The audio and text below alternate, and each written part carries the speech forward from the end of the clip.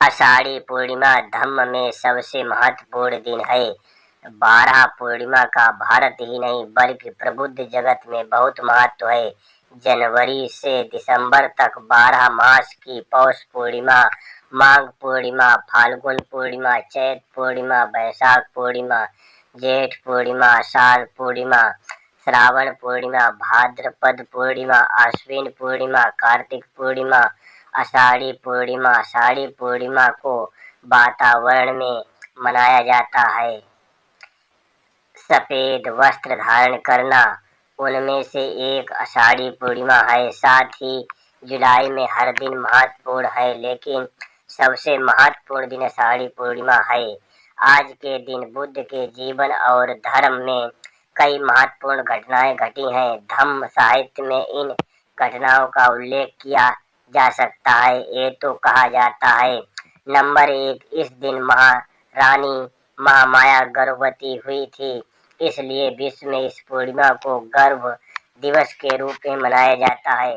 Number 2, Rohini नदी के जल वितरण पर शाक्य और कोलियों के बीच विवाद हुआ तो शाक्य के कमांडर ने कोलियों से युद्ध बुलाने के मुद्दे पर चर्चा के लिए सत्र बुलाया था। कोलियों के खिलाफ युद्ध लड़ने का संकल्प लिया। सेनापति गौतम बुद्ध ने किया इस संकल्प का कड़ा विरोध।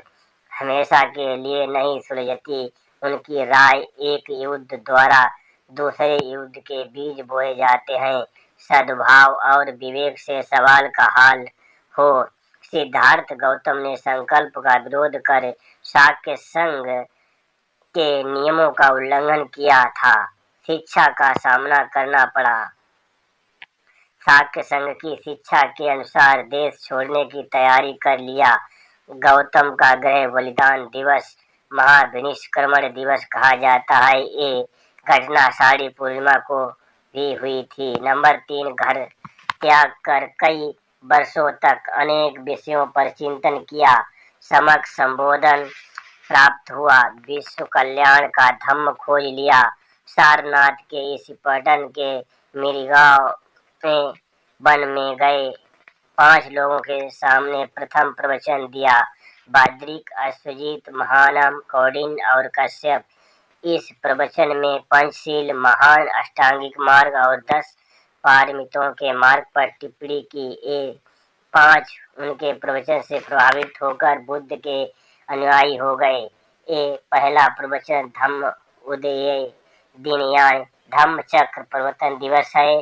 आषाढ़ी एकादशी को बुद्ध ने धम्म चक्र की गति की थी, इसलिए आज लोग बिहार जाकर प्रवचन का लाभ उठाया था। उस रीत का रूप बदल गया। आज भी आषाढ़ी पूर्णिमा पर हवाएं उड़ाते नजर आ रहे हैं। इन हवाओं और पालकी के चल रहे बीज को धम्म चक्र प्रवर्तन दिवस से जोड़ दिया गया है। इस तरह आषाढ़ी पूर्णिमा पर धम्म के साथ एक बहुत ही महत्वपूर्ण घटना घटी थी। इस दिन बुद्ध उनके 5 शिष्य गुरु पूर्णिमा के रूप में स्वीकार हुए थे। इस पूर्णिमा को भारत में भी सच्चे गुरु पूर्णिमा के रूप में मनाया जाता है। नंबर 4, बुद्ध ने आषाढ़ी पूर्णिमा पर 60 भिक्षुओं के समूह की स्थापना की। जिस दिन विश्व में प्रथम भिखारी दल की स्थापना हुई उस दिन आषाढ़ी पूर्णिमा थी। नंबर 5, भगवान बुद्ध प्रतिदिन यात्रा करते थे और भिक्षुओं को धम्म समझाते थे और धम्म मानव का सच्चा कल्याण है वो मानते हैं। एक टीम स्थापित करने के बाद तथागत बुद्ध ने अधिक से अधिक लोगों तक धम्म पहुंचाने की विनती की। चरक भिक्षवे चारिक बहुजन हिताय बहुजन सुखाय है।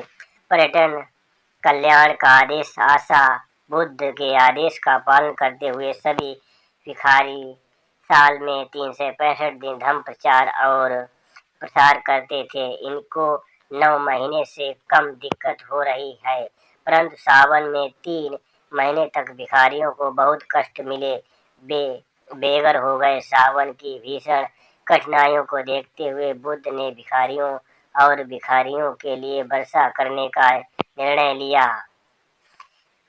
वो दिन आषाढ़ पूर्णिमा का था। वर्ष की शुरुआत आषाढ़ी पूर्णिमा को हुई थी। से जिस दिन बुद्ध ने सारिपुत्र को अभिधम्म सिखाना शुरू किया वो आषाढ़ी पूर्णिमा का दिन था। नंबर 7, जिस दिन से पहली बुद्ध संगति हुई उस दिन भी आषाढ़ी पूर्णिमा का ही दिन था।